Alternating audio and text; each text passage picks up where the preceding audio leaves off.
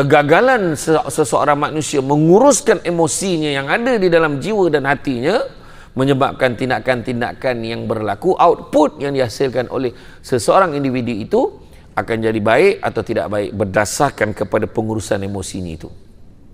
Logiknya kalau kita tengok contoh kes-kes yang berlaku, tak logik seorang pengusaha pusat jagaan boleh mendera seorang anak OKU, kan, dengan tahap kecederaan yang sangat dahsyat. Pelik betul. Engkau sekarang kita pun tak tahu siapa yang OKU sebenarnya. Faham tak? Faham tak macam tu? Jadi makna kata, sedangkan untuk mengusahakan pusat jagaan seperti itu, dia ada prasyarat yang perlu dipenuhi, termasuklah mempunyai kelaikan-kelaikan tertentu, kemahiran-kemahiran tambahan, iaitu dia boleh menjaga anak-anak ni, ada sijil dia, ada kelulusan dia yang tertinggi. Macam tu juga pengusaha taska. Macam mana pula budak Tomarau kau boleh hantar baby itu sampai mati? Kan? Siapa yang tak berakal sebenarnya? Budak tu akalnya sebagai baby memang takat itu aja. Kenapa sama pula yang tua ni sampai buat macam tu?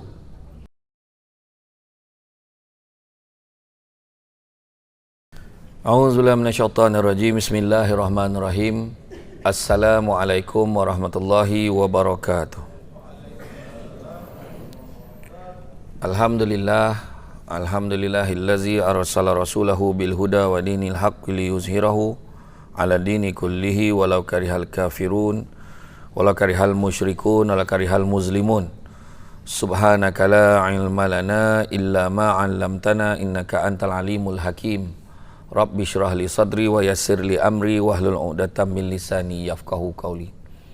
Alhamdulillah, syukur kepada Allah Subhanahu wa taala, segala puji bagi Allah Tuhan sekalian alam. Salat dan salam ke atas junjungan besar Nabi Muhammad sallallahu alaihi wasallam. Terima kasih saya ucapkan kepada puan pengurusi acara yang hormat Datuk Haji Ahmad Zamzani bin Haji Muhammad Zain, Hakim Mahkamah Session 2 Kompleks Mahkamah Kuantan. Tidak dilupakan juga yang bahagia Encik Safrul Faiz bin Abdul Sattar, Pengarah Keselamatan Negeri Majlis Keselamatan Negara Negeri Pahang. Bahagia Tuan Haji Wandi Yazid bin Haji Yaakob, Pengarah Jabatan Alam Sekitar Negeri Pahang, dan agensi-agensi yang terlibat ni ramai. Majlis Keselamatan Negara Negeri Pahang, Mahkamah Kuantan, Kompleks Mahkamah Kuantan, Jabatan Alam Sekitar Negeri Pahang, Pejabat Wilayah 5 Bahagian Pembangunan Pelaksanaan Projek, Jabatan Pengurusan Jalan, Arkib Negara Malaysia depan ni, yang Ibu Pejabat Polis Kontingen, Markas 4 Brigade Mekanis Kuantan, Trafik Kompleks Mahkamah Kuantan, Pejabat Agama Islam Daerah Kuantan, Serangkai Supply Sdn Bhd, Dinasti Bani Tamim, serta warga Majlis Keselamatan Negara dan hadirin yang mengikuti program pada hari ini secara online pun ada. Terima kasih banyak. Alhamdulillah, syukur sangat-sangat kerana pada pagi ini dapat kita bersama-sama berada di dalam majlis ilmu yang mana Nabi sebut barang siapa yang mengikuti jalan-jalan ke majlis ilmu maka Allah akan anugerahkannya jalan-jalan ke syurga. Amin. Jangan lupa hashtag pergi syurga balik hari. Tuan-tuan dan puan-puan, Datuk yang dikasihi sekalian, saya datang daripada Negeri Sembilan. Kata adat banyak kiasan ditunjuk dia tetapi bukan. Bergulung pendek panjang dirontangkan, memang takkan faham kalau tak dirondongkan. Kadang-kadang apa yang saya cakap tu kena faham betul-betul. Kadang-kadang dia cakap mungkin maksudnya lebih dalam daripada itu. Jadi kena sabarlah banyak-banyak. Kadang-kadang dia nampak sama tapi dia tak serupa. Nampak M-nya sama tapi UiTM tu sebenarnya marah, bukan Malaysia.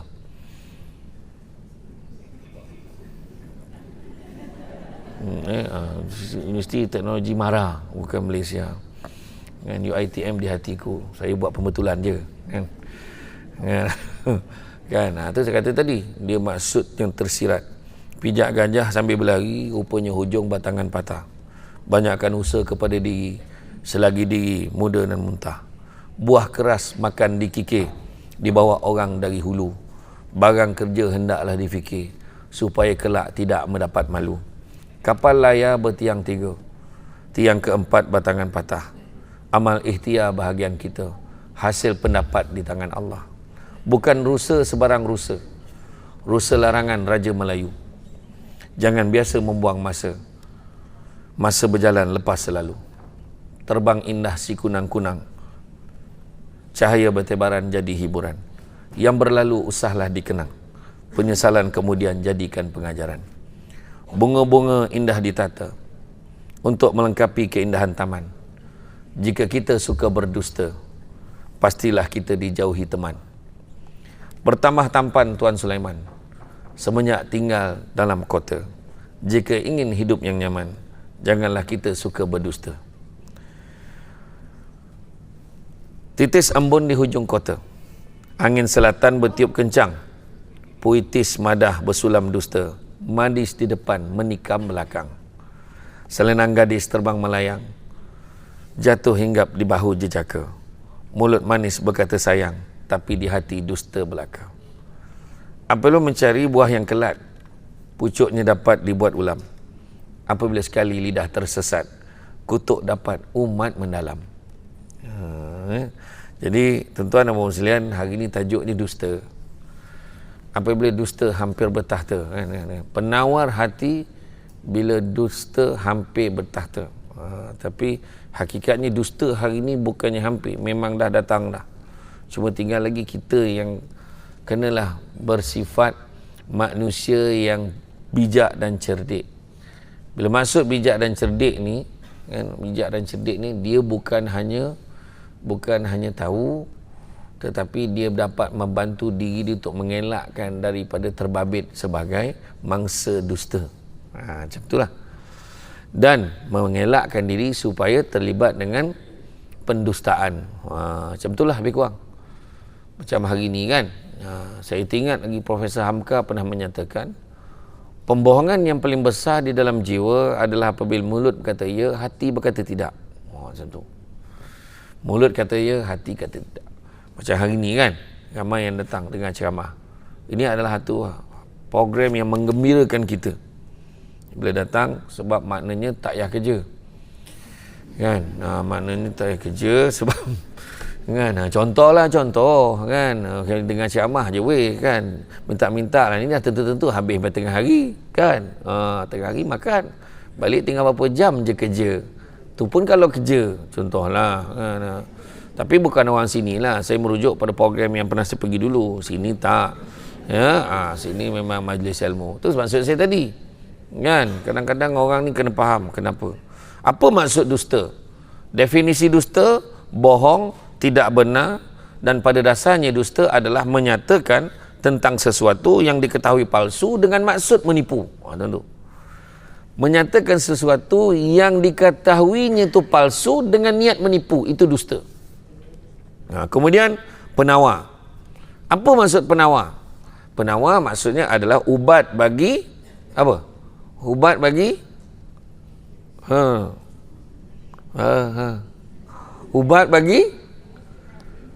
ubat bagi apa? Sakit. Tak.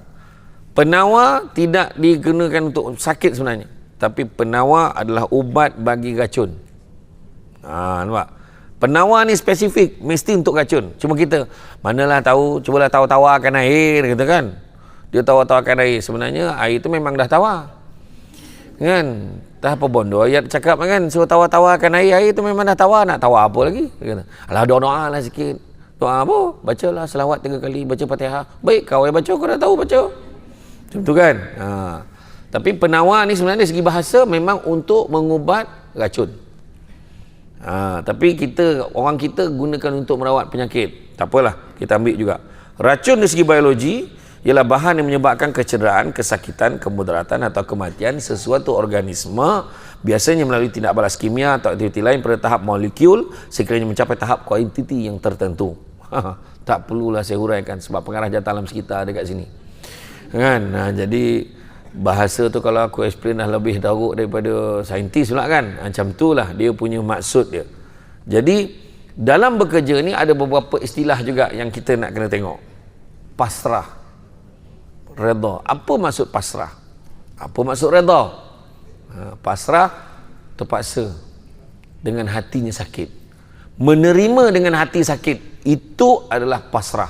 Contoh, Tak rela dengar ceramah, tapi terpaksa datang. Sebab nama ada.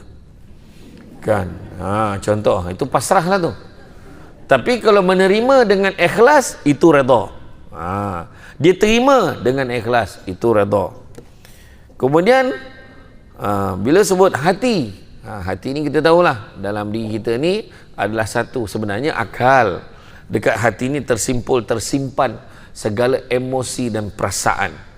Kegagalan seseorang manusia menguruskan emosinya yang ada di dalam jiwa dan hatinya menyebabkan tindakan-tindakan yang berlaku, output yang dihasilkan oleh seseorang individu itu akan jadi baik atau tidak baik berdasarkan kepada pengurusan emosinya itu. Logiknya kalau kita tengok, contoh kes-kes yang berlaku, tak logik seorang pengusaha pusat jagaan boleh mendera seorang anak OKU, kan, dengan tahap kecederaan yang sangat dahsyat. Pelik betul. Engkau sekarang ni kita pun tak tahu siapa yang OKU sebenarnya. Faham tak? Faham tak macam tu? Jadi makna kata, sedangkan untuk mengusahakan pusat jagaan seperti itu, dia ada prasyarat yang perlu dipenuhi, termasuklah mempunyai kelayakan-kelayakan tertentu, kemahiran-kemahiran tambahan, iaitu dia boleh menjaga anak-anak ni, ada sijil dia, ada kelulusan dia yang tertinggi. Macam tu juga pengusaha taska. Macam mana pula budak Tumaraung kau boleh hantar baby itu sampai mati? Kan? Siapa yang tak berakal sebenarnya? Budak tu akalnya sebagai baby memang takat itu aja. Kenapa sama pula yang tua ni sampai buat macam tu? Kalau budak-budak faham lah, dia dagang geram, dia baling. Betul lah. Kita ni yang dah dewasa. Macam tu jugalah kes-kes yang berlaku di mahkamah, dibicarakan di mahkamah kes-kes jenayah. Kan? Kita tengok, pelik-pelik betul. Termasuklah kes budak baru ni, yang budak perempuan kena belah perut, keluarkan janin, bakar, lepas tu bakar lagi. Maknanya apa? Ni, dalam hati ni tidak diuruskan dengan baik. Dia semuanya isu pengurusan emosi. Tapi pengurusan emosi bukan itu tajuknya hari ini. Bukan itu tajuknya. Ini saya dah bagi gambaran huraian untuk gambarkan hati itu. Maknanya tajuk pengurusan hati kita kena buat pada hari yang lain. Maknanya confirm kena panggil lagi. Macam itulah cerita dia. Jadi begitu juga satu lagi akhlak. Dalam hidup kita ni tuan-tuan dan puan-puan, apa yang kita kena jaga? Yang kita kena jaga adalah akhlak kita. Kata Imam Malik, kalau nak berjaya dalam hidup kena ada 4 perkara. Kena ada kenderaan yang tangkas, kena ada rumah yang lapang, kena ada pakaian yang cantik, kena ada pelita yang menerangi. Bila sebut tentang kenderaan yang tangkas, bukan maksud kenderaan rasmi yang dinaiki oleh yang hormat Datuk Haji Zamzani, bukan. Bukannya kereta 4-wheel yang dibawa oleh petugas-petugas, kan? Bukannya truk askar tu, bukan. Tapi maksud kenderaan tangkas, akal fikiran yang cerdas. Akal ni akan pandu kita bawa ke mana kita pergi. Nampak tak? Akal ni akan jadikan kita ke mana arah hala tuju. Tetapi akal sahaja tak mencukupi. Ditambah kedua, rumah yang lapang. Apa dia? Bukan rumah bungalow. Banglo kan. Bahasa baku bungalow kan. Bukannya rumah banglo, bukan rumah semi-D, bukannya rumah sebiji, bukan. Maksud rumah yang lapang ini adalah kesabaran yang tinggi, kata Imam Malik. Sabar. Dalam kerja kena sabar. Sabar banyak-banyak. Sebelum nak bergelar polis trafik tu, macam-macam yang dah dilalui. Sudah. Dia dah tunduk dah, akulah tu, dia kata kan. Kan? Contohlah kan. Betul. Sebelum nak bergelar sebagai pengarah keselamatan negeri, macam-macam yang dah dilalui. Kan? Tuan Saiful Faiz kita, ni bukannya jawatan pertama dia. Dia dah macam-macam tempat dia pergi dah. Kan? Sampailah yang sekarang ni. Dan beberapa tahun lagi tak tahu pula hantar ke mana. Macam itulah. Ya, macam itulah. Macam Samsul Debat. Siapa sangka? Tiba-tiba dia dah ada kat atas pentas ni. Kan? Tiba-tiba. Ayat orang Melayu tu lah, tiba-tiba. Tiba-tiba dah raya lah. Macam kau hilang akal, tiba-tiba dah raya macam tu kan. Tak sedar diri kan. Tiba-tiba, dah puasa balik. Macam tu kan. Macam tu lah. Contohlah kalau saya sebut satu ayat ni, tentu ada yang terkejut. Kita tinggal 4 bulan lagi nak jadi 2024. Wah, dia. Lah. Dekat kan? Betul tak kan? Tiba-tiba tu lah, tiba-tiba tak sedar. Nak tulis 2023 tu pun pengkar lagi jari. Tiba-tiba dah jadi 2024. Kan? Iya. Itu sebab keadaan ni. Itu sebab saya kata tadi, ditambahkan kesabaran. Sabar. Nak capai satu kedudukan tu sabar. Kan? Hari ni dapat jumpa Samsul Bat. Ada orang first time tengok Samsul Bat depan-depan. Tadi saya tangan pegang macam ni. Pegang handphone tadi. Kenapalah aku tak buat stand ni. Istiqamah daripada mula masuk tu. Gila betul. Kan? Lepas tu dia post. Dia dah post tadi. Nampak? Alhamdulillah dapat tengok depan-depan. Lepas tu dah ada komen tu. Dah ada komen. Untunglah. Kan. Itulah. Dia akan berebut jadi orang yang pertama. Nak share. Kan? Dan di kemuncak kejayaan dia bila dapat selfie kan. Itu kemuncak kejayaan tu. Dapat selfie dia tak peduli, dah tak makan tak apa, aku nak balik ni. Dia nak share gambar, Dia tak makan tak apa. Jangan tak makan ya. Jamuan dah disediakan. Macam itulah. Jadi maknanya kesabaran yang tinggi, sabar. Yang ketiga, pakaian yang cantik. Apa maksud pakaian cantik? Bukannya baju kurung, bukannya baju blouse apa semua, baju uniform badan-badan pihak-pihak berkuasa, pihak ni bukan. Tetapi sebenarnya maksud pakaian cantik adalah akhlak yang baik. Akhlak ni lah pakaian kita sebenarnya. Dan begitu juga yang keempat, pelita yang menerangi adalah ilmu pengetahuan yang tinggi. Kena ada ilmu. Kan kena ada ilmu. Cantik teluk pantainya landai, tambat perahu tepi kuala. Biarlah buruk kain yang dipakai, asalkan penuh ilmu di dada. Kena belajar. Kan?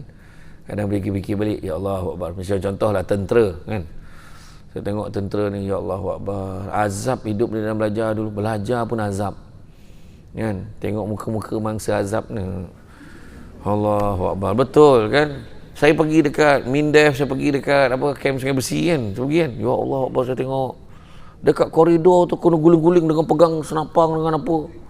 Dahsyat, kena lanyak macam tu. Kalau saya hari pertama dah meninggal lah. Belum sebulan lagi. Kan? Dia lasak dia tu kan. Jadi dia tahu. Jadi dia punya susah perbezaan tu lain kan. Tapi macam mana pun ilmu. Dia dapat ilmu banyak. Kan? Ilmu risikan, ilmu ni macam mana, ni macam mana, pegang senjata api macam mana. Kita baru nak tembak orang dah tertembak diri sendiri kan. Iya kan, tu sebabnya orang Malaysia ni tak biasa berperang. Jadi janganlah mulakan. Janganlah. Kita kena bersatu hati. Kan? Kita tak biasa berperang. Kalau datang lawan tabung memang tadah lah. Ya Allah, tak ada. Sebab tak biasa. Orang macam di Palestin kan, dia lain. Dia memang diajar daripada kecil. Fighter macam mana kan. Itulah, ni sekadar sikit lah.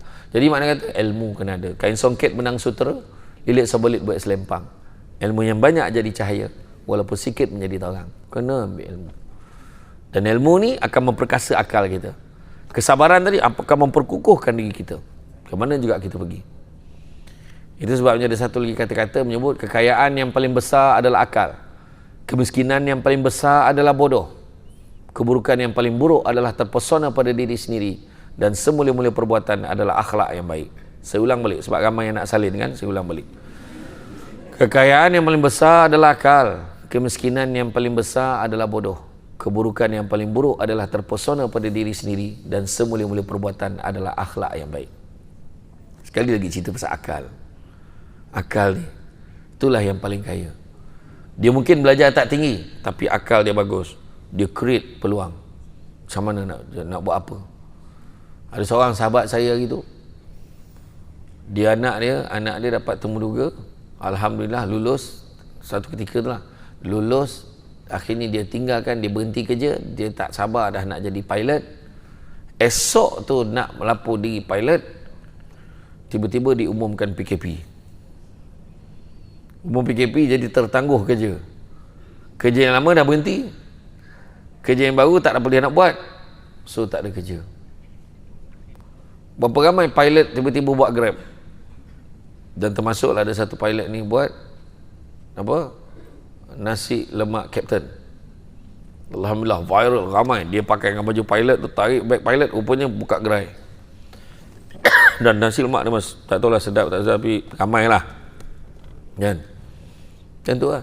Jadi makna kata sentiasa akal dia tu dia boleh create something kan. Saya mula kata habis aku tak ada ceramah dah ni kan. Habislah boring lah duduk rumah tak pergi ceramah macam tu kan. Rupanya ada ceramah online. Akal. Kalau orang tanya SD boleh tak? Ada yang panggil saya SD, bukan Statutory Declaration, tapi Samsul Debat. Dia kata SD SD buat ceramah online tak? Kalau saya jawab saya tak ceramah online, maknanya 2 tahun Samsul Debat jadi tak relevan. Jadi saya kata boleh lah, macam mana nanti kita bagi link. Dia pun bagi link, saya pun tekan lah, buat. Kena buat, akal kita kena buat. Tapi masa tu tak berapa pandai sangat lah. Akal ada tapi tak berapa pandai sangat. Jadi itulah telefon live, itulah telefon call. Jadi saya pasang, saya tekan dulu, saya lari belah sini. Bismillahirrahmanirrahim, Assalamualaikum warahmatullahi wabarakatuh. Saya ceramah 2 jam, kamera tak on. Bayangannya tu lah kan. Jadi ceramah untuk Kementerian Pengajian Tinggi masa tu. Yang orang jawab, orang pengajian tinggi, apa hal tak start Samsul Debat ni, dia kata kan. Yang kita pula, PA pula dapat call, dia call kita, kita tak dengar, silent. Screen nak ngadap sana. Masa tu lah barulah cerdik sikit, cari lagi satu phone lagi tengok apa komen-komen orang, satu phone lagi live, baru dia jadi kan. Halangan akan ada, tu saya kata tadi, kena sabar. Halangan akan ada. Antara halangannya pelakon-pelakon tambahan waktu buat live. Dengan tengah ceramah masa tu lalu seorang dihulur kepala dia masuk dalam frame. Pandai lah tu dia masuk dalam frame tu. Tu belum cerita lagi, tengah bercakap maka dah keras, hang, line tak ada. Macam tu kan. Maksudnya dulu ramai sangat orang lah. Itu antara cabaran dan dugaan yang kita kena hadapi lah kan. Jadi kekayaan paling besar adalah akal, kemiskinan besar adalah bodoh. Kemudian keburukan yang paling buruk adalah terpesona pada diri sendiri. Perasan diri itu bagus, perasan diri dia baik, perasan diri itu yang paling hebat, perasan diri dia yang paling. Orang yang tak cantik rasa diri dia tak cantik, orang tu cantik sebenarnya. Orang yang cantik tapi rasa diri dia cantik, orang tu tak berapa cantik. Orang yang cantik tapi rasa diri dia tak cantik, ya Allah cantiknya dia. Dan bayangkanlah orang yang tak cantik tapi rasa diri dia cantik. Kau boleh bayang tak betapa buruknya dia. Macam itulah nak bagi faham maksud dia tu. Kan? Kau menyanyi, jangan kata nyanyi, bercakap pun tak sedap, macam mana kau boleh yakin suara kau sedap bila menyanyi? Contoh macam itulah. Suara aku sedap lah, aku penyanyi, aku ni penyanyi bertaraf dunia, tahu, dunia. Saya tak cakap Malaysia, nombor 1 Malaysia, saya kata dunia. So saya tak cakap sesiapa. Ni general. Perasan suara sedap, kan buruk perangai tu. Saudara mara pun tak nak beli album kau kalau kau buat album. Jadi cuba fikir tu. Jadi makna kata keburukan yang paling buruk tu terpesona pada diri sendiri. Macam Samsul Debat lah, perasan suka aku ni macam ada tuan-tuan seorang penceramah ni yang kita orang kenal lah, pergi kat kedai makan dia yang lebih orang tengah elok tak tengok dia, ada orang tengok kau ni siapa, orang tak perasan dia. Dia, kalau saya pun kalau dekat airport ke apa, saya terpaksa lah, kalau saya jalan ke apa, saya terpaksa buat-buat lah tengah jawab dia. Boleh tak orang terus je macam tu. Tu yang tahun ni saya tak macam mana, saya penat sangat dengan Samsul Debat ni. Saya penat dengan Samsul Debat. Saya ambil, sepatutnya pergi umrah, saya bawa diri saya istirahat di sebuah negara yang bernama Indonesia. Sebab apa Indonesia? Sebab orang Indon tak kenal saya. Sebab penduduk dia ramai. Dekat sana boleh rehat sikit. Pergi Singapura tak boleh. Turun je kat airport Singapura. Ustaz TikTok. Ustaz TikTok panggil. Dia kejarnya kat airport tu. dekat apa Changi kan. Tapi yang dekat Indon turun saya siap buka emas tu. Tak ada yang pedulikan aku. Bagus tempat ni. Sebab saya tahu tu sebab hujung tahun lepas saya berceramah di Kedutaan Malaysia di Jakarta. Masa itulah yang siapa budak Indon yang Inditeka tu, dia datang jumpa saya di hotel. Sanggup dia 3 hari perjalanan dari kampung dia nak jumpa Samsul Bat. Tapi memang semua video yang dia buat react, yang dia gelap, yang menangkut-nangkut tu memang dia minta izin. Aku pun heran. Kau gelak teruk sangat ni, kau faham ke? Macam tu kan? Dapat dia jumpa saya hari tu. Masa tu saya tahu, orang Indonesia ni buat tak reti je dengan aku. Mana dia orang tak kenal aku. Ramai. Penduduk dia ramai betul. Jadi tak ada masa nak kenal saya. Penduduk dia ramai. Sampaikan trafik dekat bandar tu, dia buat pengiliran. Betul? Hari Isnin untuk kereta yang nombor plate dia nombor genap ujung.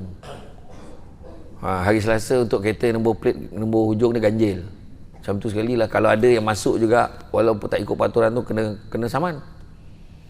Ada hari untuk motosikal dan basikal saja. Macam tu sekali lah. Saya dapatlah naik kereta api KAI, kereta api Indonesia. Dapatlah tengok kan. Macam ni keadaan dia. Cantik. Bagus. Lepas tu satu yang bagus tu akhlak orang sana. Hospitality. Sampainya kan dia orang, selamat siang Pak. Sini. Kat Malaysia raja dapat macam tu. Dia dekat pintu hotel, selamat siang Pak. Silakan Pak. Main-main. Saya tanya, tandasnya di mana? Sini Pak. Saya tunjukkan Pak. Dia bawa aku tu, dia tinggal tak menyangkung kat sebelah. Punya bagus dia punya layan. Dah. Keluar. Tak apa. Macam tu lah. Dia ada pemandu tau. Pemandu dia pula steady. Datuk tengok pemandu kita kat Malaysia tu dengan pemandu dia beza tu. Datuk mungkin pernah pergi, Datuk tahulah. Dia pakai baju batik Jawa tu, duduk dalam kereta. Kita ajak dia makan. Tak apa Pak, aman Pak. Saya di dalam mobil aja Pak. Tunggu dia tagak, tunggu dalam kereta. Driver kita kat Malaysia sama konyang dengan bos saya tu. Kadang-kadang bos saya tak makan, dia lagi banyak makan pada bos. Bos tak makan ke bos? Bos tak makan ke? Ada ni, mesti ada ni. Aku tahu ada kat sini, tahu. Ya, tapi tak apa, itu budaya kita. Makan, jangan risau makan. Iya, tak ada masalah makan lah. Tapi itu budaya dia. Rupa-rupa bila saya tanya, saya cakap dengan ada sahabat yang Indonesia, saya tanya, bagus ya, dia punya layanan dia punya cara servis dia. Dia kata memang terpaksa Pak, dia kata. Kenapa pula? Sebab di Indonesia ni nak dapat kerja susah. Jadi kalau dia tak buat betul-betul, ada orang lain nak buat kerja tu. Itu yang dia buat. Bos saya faham. Okay. Jadi dalam kehidupan kita ni, cerita pasal dusta ni berkaitan dengan kerja yang kita buat ni. Kita dusta mungkin kita taklah dusta membohong secara direct. Kadang-kadang kita tak sedar dalam proses kerja tu kadang-kadang. Itu sebab apa yang paling penting dalam hidup kita ni besok, Allah Ta'ala akan tanya 3 perkara je. Mati je kita, Allah Ta'ala tanya 3 perkara. Pertama, Allah Ta'ala akan tanya tentang nikmat. Nikmat apa? Nikmat umur. Habiskan umur macam mana? Kau dulu hidup berapa tahun? 50 tahun. Macam mana kau habiskan 50 tahun? Allah Ta'ala akan tanya. Kedua, nikmat muda. Masa muda dulu buat apa? Mengelinjang, ya Allah, enjoy, kulu-kile, tak buat apa. Muda. Ketiga, nikmat ilmu. Kan? Cari ilmu ke tidak? Kita sebar panjangkan ilmu ke tidak? Sebab talibul ilmu faridah ala kulli muslim, menuntut ilmu tu wajib pada orang Islam. Wajib. Dan yang keempatnya, Allah Ta'ala akan tanya tentang nikmat harta. Dari mana kita dapat harta? Ke mana kita belanjakan? Pun Allah Ta'ala akan tanya. Jadi jangan cakap dah, duit aku sekali aku lah, kau bermasalah kau. Tak. Sebenarnya bila ada orang tegur tu, syukurlah. Duit kau ni, apa kata kau masuk korban sikit. Duit kau ni, apa kata kau keluarkan zakat. Duit ni, apa kata kau sedekah. Baguslah ada orang ingatkan kita. Dan kedua, selain pada nikmat, Allah Ta'ala tanya. Kedua, Allah Ta'ala akan tanya tentang amanah. Amanah kerja yang kita akan cerita kejap lagi. Ketiga, Allah Ta'ala akan tanya tentang silaturahim. 3 je Allah Ta'ala akan tanya. So berbalik pada proses kerja, manusia ni semua nak berjaya dalam hidup. Tapi tu terang cakap, semua penyawak awam yang ada sebenarnya berdasarkan yang saya bacakan ni, termasuklah juga yang daripada generasi Bani Tamim, Sangkai Seplas yang berhad ni tadi. Saya cakap tu terang je tuan-tuan. Tuan-tuan, kerjalah macam mana pun dengan uniform, dengan pakaian masing-masing ni. Tu terang saya cakap, you all takkan kaya. Mak jahat statement. Kan, confident, takkan kaya. Saya saja cakap tu nak tengok respon muka masing-masing. Ada yang muka tak puas hati pandang saya, tahu tak saya cakap? Bukan. Bukan itu maksud saya. Saya kata takkan kaya tu kenapa? Sebab kekayaan itu sendiri merupakan satu perkara yang subjektif sifatnya. Berapa baru kaya? Berapa baru kaya? Tiba-tiba hari ni Yang Hormat Datuk Haji Ahmad Zamzani beritahu, dengan ini saya rasa happy sangat Samsul Bat datang. Ini saya umumkan semua yang hadir pada hari ini, kita akan berikan insentif keuangan. Contoh jangan tuntut yang ni, contoh aja tahu. Insentif keuangan sebanyak RM300,000 setiap seorang, yang mana kita akan bank inkan selewatnya jam 4 petang ini. Saya nak tanyalah. Tuan. Tuan yang baju putih ni, dah kaya belum 300,000? Belum nampak. Puan tu, puan yang duduk depan tu, yang baju putih tu, sebelah yang tengah telefon tu, sebelah. Ya okey. Puan rasa dah kaya ke belum 300,000? Kaya dah, nampak. Itu maksud saya tadi. Tanya tentera pula. Tuan. Tu yang tangan macam ni. Kita nak. Daripada tadi tuan steady tegak, saya suka tengok kan. So tuan rasa dah kaya ke belum 300,000? Tengok. Tengok tahap dia steady tu tadi. Tak kaya lagi tu. Kan? Tapi silap-silap. Tak, tu saya kata subjektif. Kan? Tapi silap-silap akan ada yang pegawai yang dapat 300,000 ni, dia jumpa bos dia. Berjumpa pegawai pemerintah dia. Tuan, saya ingat saya nak berhenti. Sebab saya nak kejar cita-cita saya. Ini suap peletakan jawatan saya. Wah, macam itulah kan. Agaknya mungkin ada antara kita macam tu. Sebab 300,000 tu dah cukup untuk memulakan sesuatu. Kan? Itu sebabnya kita kadang mendengar kata-kata pemerintah kita, bagi menghargai jasa penyawat awam. Tuan, dah lah. Pernah dengar tak ayat tu? Bagi menghargai jasa penyawat awam, dengan ini diumumkan insentif kewangan sebanyak RM700. Ahli parlimen pun hontak lah macam tu. Cuba ahli parlimen kita bagi 700 tu. Kan? Saya nampak menurut kajian ada 3 respon bila umum RM700 ni. Respon pertama, baik, tak payah. Respon yang kedua, okey lah, daripada dulu 500 naik 200, okey lah tu. Respon kedua. Respon yang ketiga, yang seorang tu berlari ke mesin ATM tu dicocok, belum lagi baru umum. Sebab yang ketiga tu, dia dah tak sabar, sebab dia excited nak tukar kasut sekolah anak dia yang koyak. Dia nak buat family makan kat kedai tom yum kat tepi jalan tu, nak makan kat Jalan Tori pun boleh lah. Bukan apa, saya ni memang suka ikan patin. Kalau boleh ikan patin goreng kan, macam tu. Bila datang je jauh kan, setakat mihun tak payahlah. Macam tu lah kan. Jemput ceramah kat Pahang bagi mihun berenda. Tak, ni pandangan saya. Macam tu lah kan. Syukur Ustaz, syukur je lah. Saya syukur lah. Macam tu lah kan. Saya mesti ceramah dekat penjara penuh penuh. Saya memang gila patin kan. Datangnya jauh setakat mihun tak payah lah. Yang pengarah penjaga tu, cuba. Cari. Dapat tengah hari tu. Jadi saya cuba nasib yang ni Datuk. Mana tahu kan. Tak adalah gurau. Tapi macam tu lah, nak bagi lihat kadang-kadang dia bukan melihat kepada apa yang kita ada. Tapi itulah dia. Saya nak beritahu penyawat awam dulu excited. Saya tak kisah ucapan saya ni dirakamkan dan diperdengarkan kepada Kementerian Kewangan. Saya tak ada masalah. Sebab kali terakhir penyewa awam mendapat bonus sebulan adalah ketika zaman Dr. Mahathir Mohamad menjadi Perdana Menteri kali pertama. Kali terakhir kita mendapat setengah bulan gaji ada ketika zaman Tun Abdul Ahmad Badawi menjadi Perdana Menteri. Selepas pada itu, saya tak faham kenapa kerajaan memerintah asyik jumpa nombor 500. Saya tak faham. Dan kau tergamak mengumumkannya sebagai demi menghargai penyewa awam. Saya tak faham. Dan ketika ditegur oleh seorang budak berbaju Melayu merah di satu dewan, tiba-tiba kerajaan pada ketika itu mengumumkan setengah bulan gaji. Tapi sayangnya tak sempat bagi, kalah pula. Jadi 500 balik. Jadi 500 balik. La ilaha illallah. Batal keputusan dulu tu.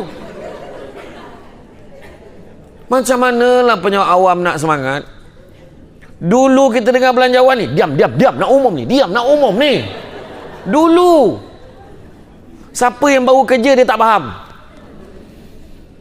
Kami dulu hari Jumaat tu, nak umum. Yes, sebulan kan. RM700 baju Melayu satu family tak cukup raya weh.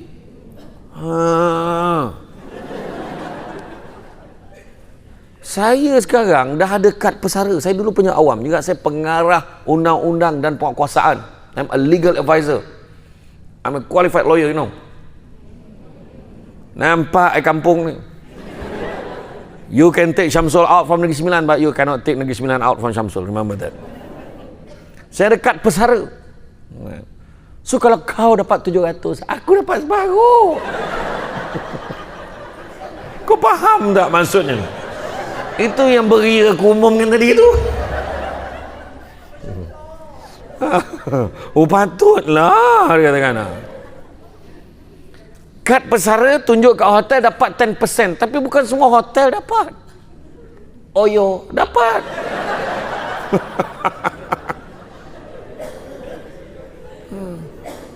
Seri Manja butik tu pun nasib baiklah.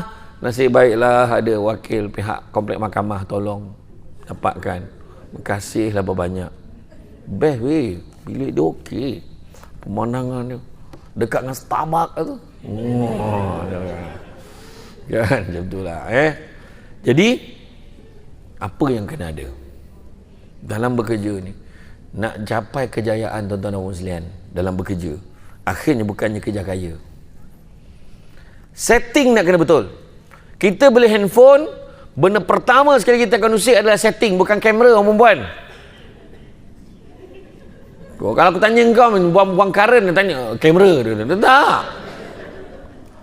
Benda pertama kita akan usik setting. Dia punya skrin nak terang mana, brightness dia macam mana. Lepas tu wallpaper nak letak gambar apa. Kalau suami dia muka biasa-biasa dia tak masukkan. Kalau muka dia letak. Kan? Lepas tu caller ringtone dia ajar. Bos telefon. Oh, bini telefon.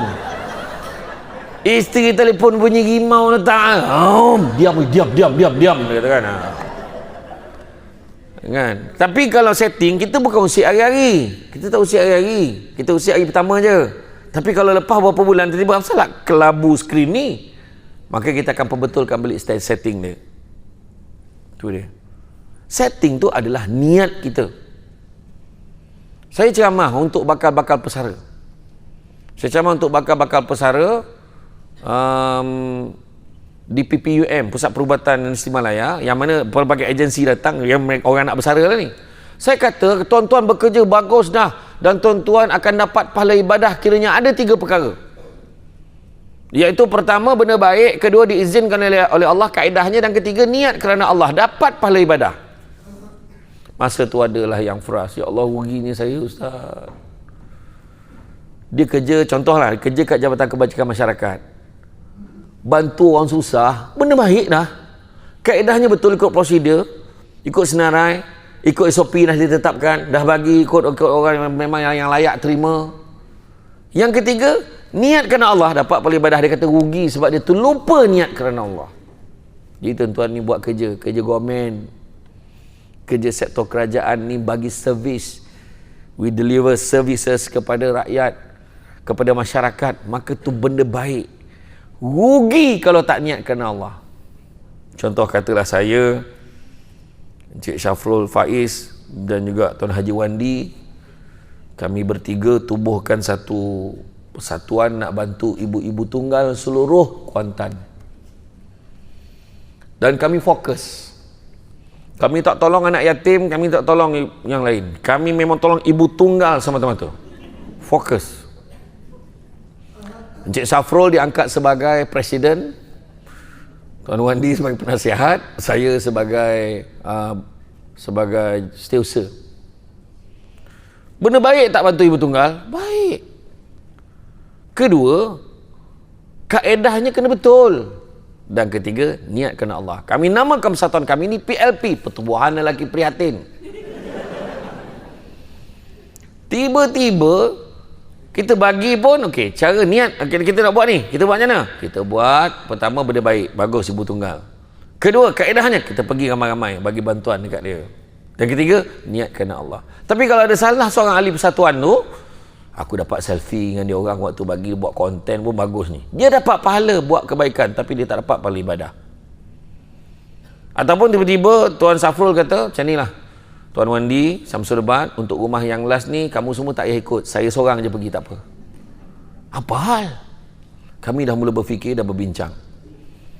Akhirnya hasil penyelidikan dan siasatan kami dapati rupanya ibu tunggal yang last tu bukan kaleng-kaleng.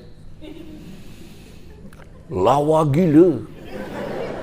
Patut Tuan Safrul tak ajak kita. Contoh, Tuan Safrul tak macam tu. Ni saya bagi gambaran contoh. Jadi kaedah tu mendatangkan fitnah, tak boleh, tak dapat pahala ibadah.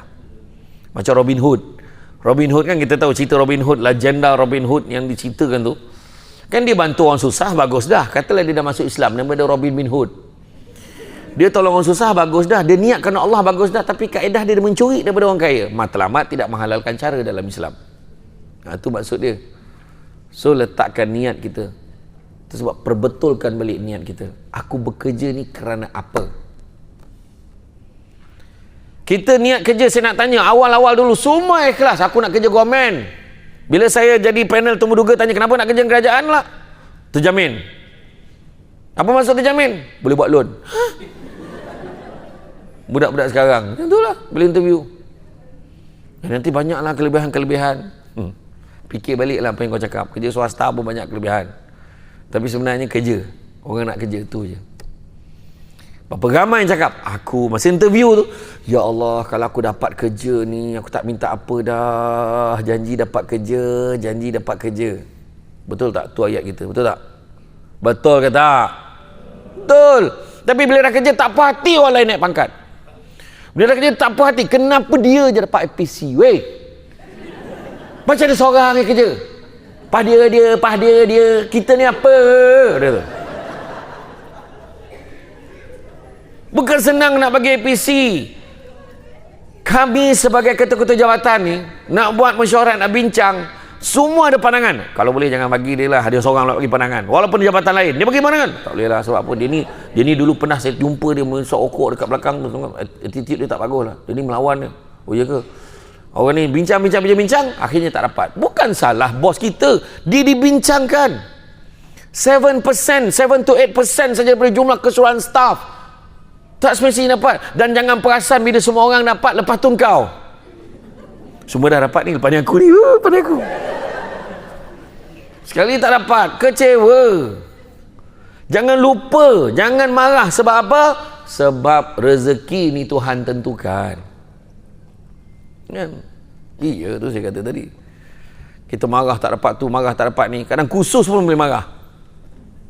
Kau tengoklah, kalau khusus dekat Sabah Sarawak tak dia. Khusus luar negara Thailand pergi Indonesia tak dia. Khusus kat Gambang dengan aku.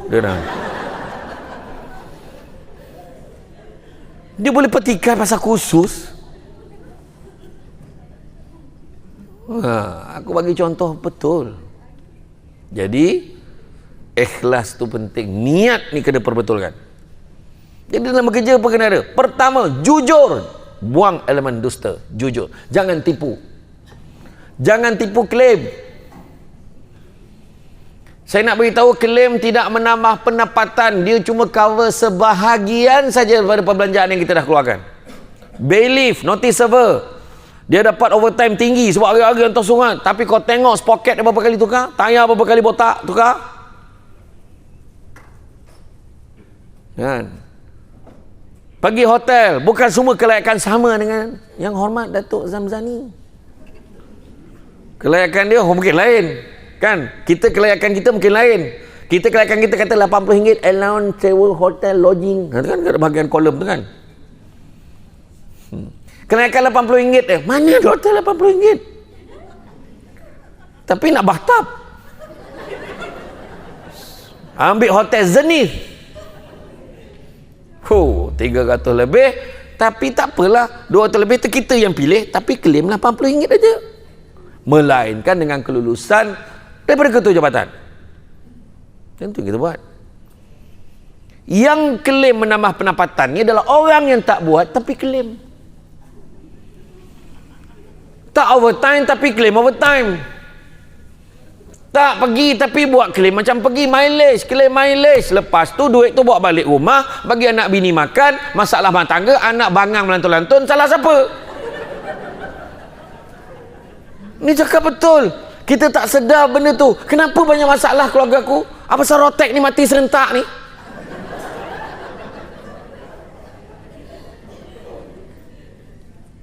Dia gelak tu mana betul tu. Saya cakap tu. Betul, kita tak sedar. Tu sebab kenapa kita tipu klaim tak perlu. Kita percaya Nabi tak? Percaya tak Nabi? Saya sebagai salah seorang yang berketurunan Nabi Adam. Kau janganlah terperanjat, oh gila dia mengaku keturunan Nabi. Sabar. Nabi Adam. Kan semua keturunan Nabi Adam ni. Nah, Nabi sebut apa? Nabi kata cari rezeki yang halal. Yang halal itu cukup buat kamu. Tak percaya ke? Sibuk cari duit tepi. Jujur, jaga. Kan? Dekat-dekat nak raya Cina, datang supplier-supplier pembekal tu, datang dekat pejabat, masuk pejabat, kau yang tanya, tak ada limau kah? Apa masalah kau nak mati warna tak makan limau tu? Kau pergi dekat pasar tu kan, kat Indra Kota ada pasang kemah tu, melambak jual limau tu RM5 di satu kotak. Kenapa kau nak jatuhkan maruah kau senipis kulit limau? Bak kata orang dulu-dulu bawa bakul berisi limau, sangat borek payah nak jenjeng, biar mati di baham harimau daripada mati digigit anjing. Jaga maruah kita. Kerja punya awam, kompleks mahkamah, dia perlukan kita, sebab tu dia bagi. Buat apa kita nak minta? Diam, minta maaf, saya tak perlukan limau ni, saya beli sendiri. Jaga maruah. Saya dulu, staff saya dulu, kita ada hari lahir dia akan adalah speaker tu buat pengumuman dengan ini, pihak organisasi mengucapkan selamat hari lahir kepada, tengoklah birthday siapa hari tu, macam komplek mahkamah apa yang buat juga kan. Ada tak? Tak ada. Okey, kita tukar benda lain lah, ajak cerita lain. Contoh lah, tak ni saya cerita contoh. Masa pejabat saya dulu macam tu lah. Kalau birthday saya, mengucapkan selamat hari lahir kepada Tuan Syamsul Amri bin Haji Ismail, pengarah undang dan penguasaan, dengan ucapan semoga dipanjangkan umur dan dimurahkan rezeki. Lepas tu sebelum tengah hari tu dah sampai hamper atas meja. Pejabat bagi. Hamper tu tak adalah mahal, bajet dia dalam 100 satu orang. So saya bangkitkan dalam mesyuarat pengurusan tuan. Saya buat dalam mesyuarat pengurusan, saya bentangkan tak sesuai bagi hamper. Sebab anak-anak buah saya pegawai penguatkuasa, pembantu penguatkuasa, dah lah pakai uniform.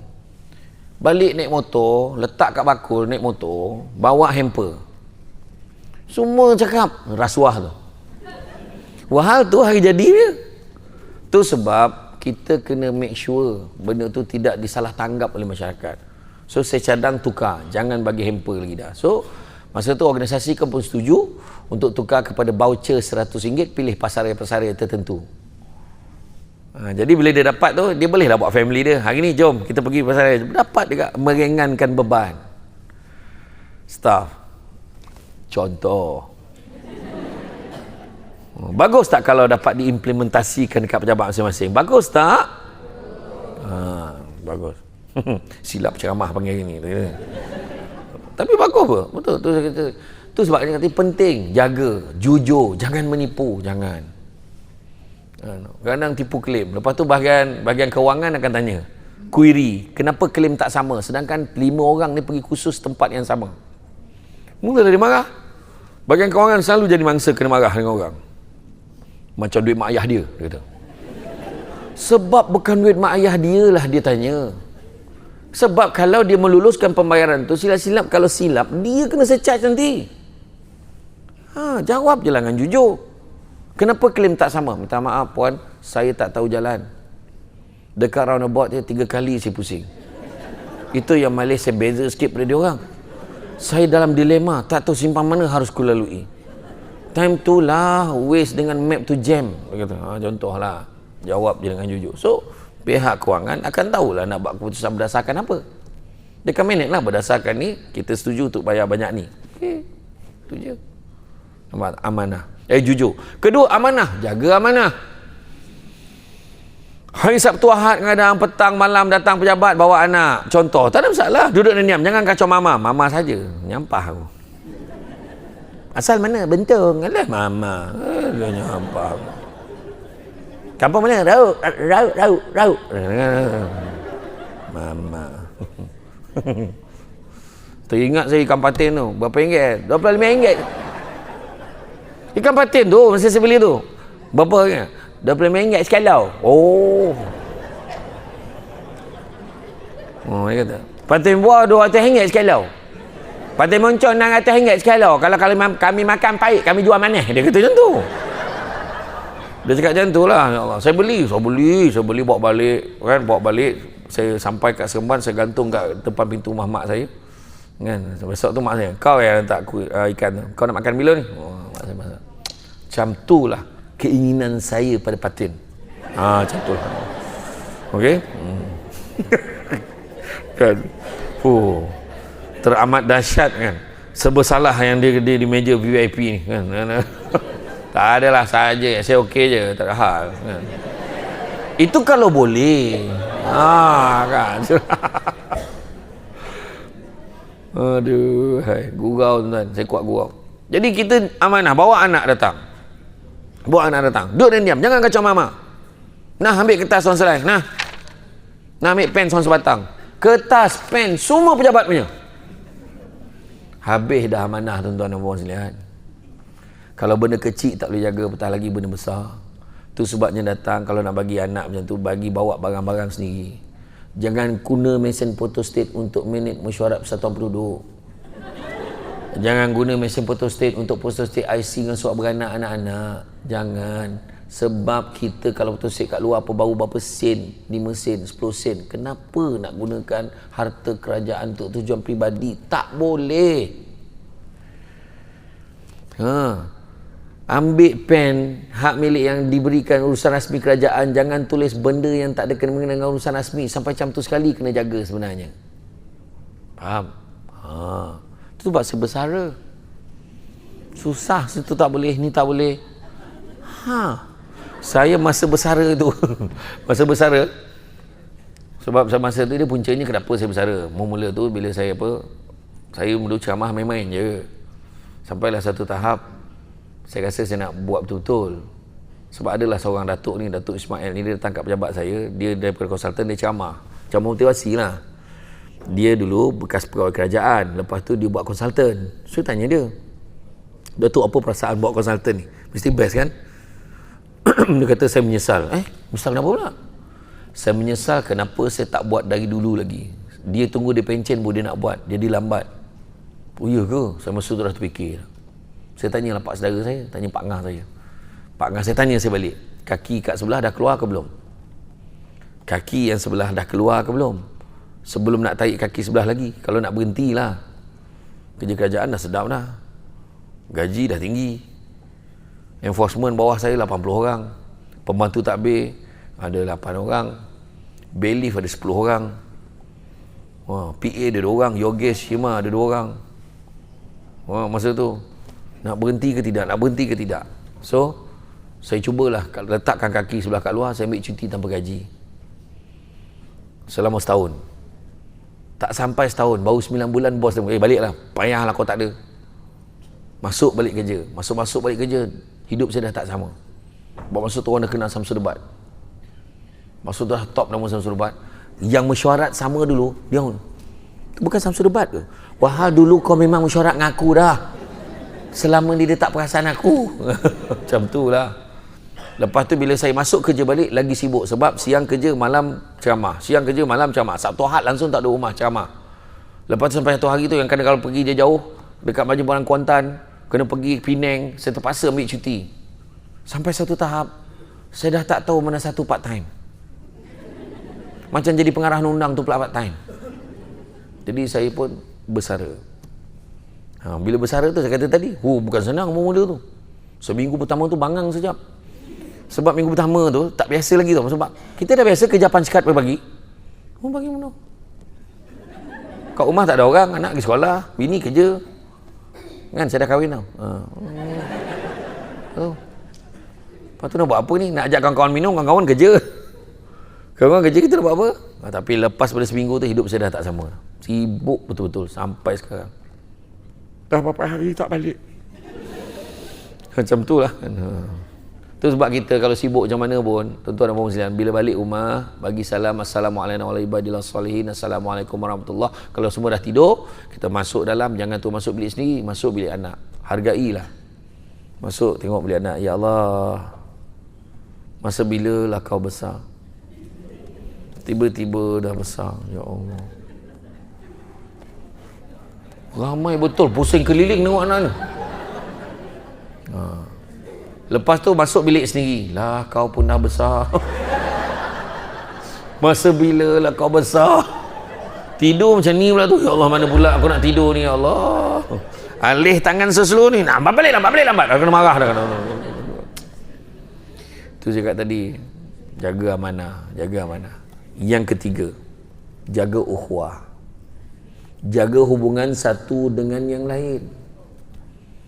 Jangan sibuk menjatuhkan antara satu sama lain.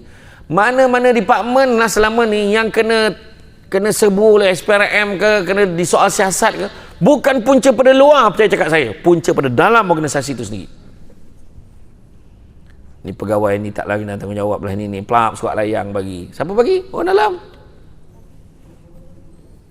Tu sebab saya pernah bagi talk dekat Kementerian Perdagangan Dalam Negeri, KPDN KK, Kemudian Perdagangan dan Hal Ehwal Pengguna, KPDN KK, sekarang kadang KPDN HCP, kadang KPDN Kos Sara Hidup lah, macam-macam lah kan.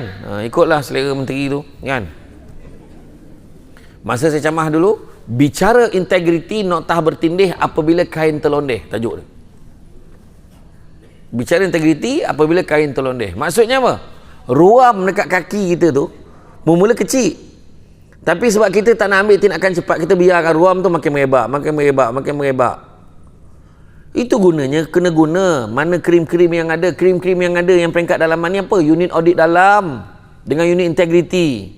Kalau dia tegur, kita buat. Perbetulkan cepat sebelum doktor pakar datang.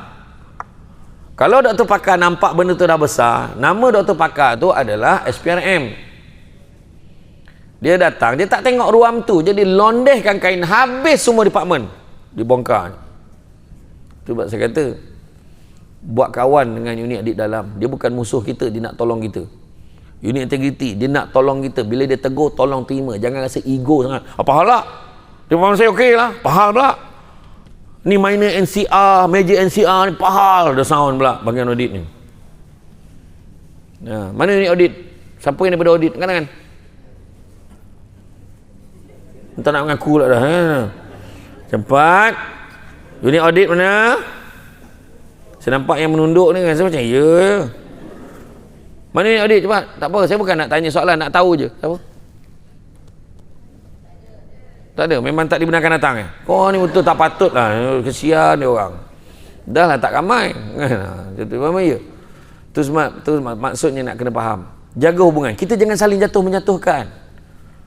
Memang tak boleh pakai, staf-staf komplek mahkamah ni semua tak boleh pakai. Memang menyampah, memang macam tu. Orang Malaysia ni pula memang gemar pula, kalau satu orang kena, dia gemar buat apa tu, bahasa orang faham, generalization. Pukul rata. Seorang staf JPJ rasuah, memang semua staf JPJ macam tu, dia pukul macam tu. Bila polis rasuah, memang semua polis macam tu, tak boleh lah macam tu. Kan? Tapi itu perangai orang Malaysia. So dalam pejabat, tolong. Lepas tu cakap-cakap belakang, tolonglah, benda ni kau tahu tak? Benda dengar-dengar. Lagi slow bisiknya, lagi bahaya cerita tu. Dengar-dengar kan Tuan Safrol.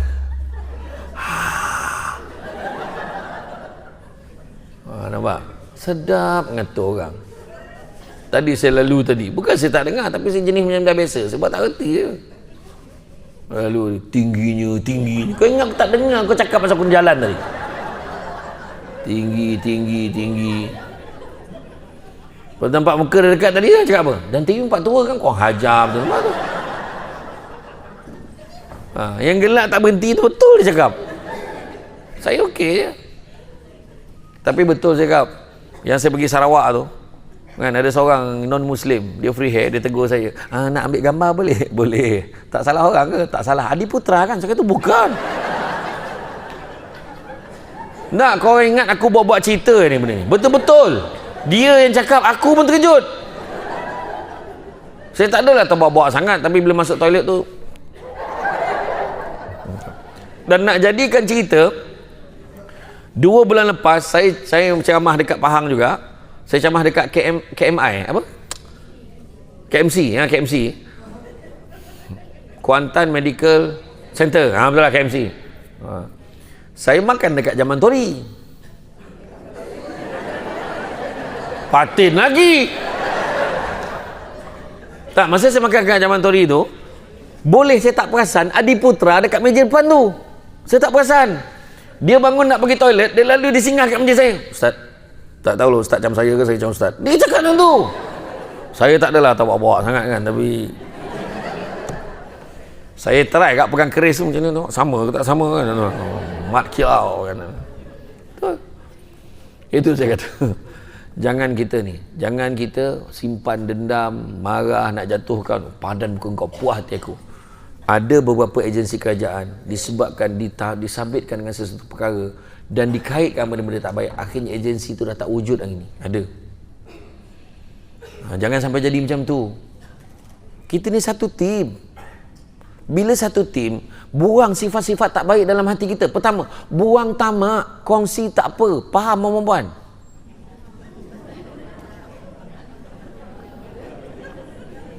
Buang tamak, kongsi tak apa. Faham? Dia ada beza faham dengan setuju. Saya tanya, faham ke tak faham? Faham. Setuju tak? Tengok. Sangka buruk tak habis-habis. Apa maksud kongsi tak apa? Maksud kongsi contoh. Hari ni dengan ceramah, ada poin-poin baik. Share dengan kawan-kawan. Kalau ada makanan kat luar, kat belakang tu ada makanan, rasa tak boleh habis, kita share. Itu maksud saya. Faham? Boleh tak berhenti sangka buruk? Bukan semua lelaki seperti Emir. Dan bukan semua wanita seperti Kalish. Aku tak tengok orang share nanti TikTok. Asal curang je lelaki. Kita tengoklah muka ustaz baca doa tadi. Ada muka curang tak? Tak ada.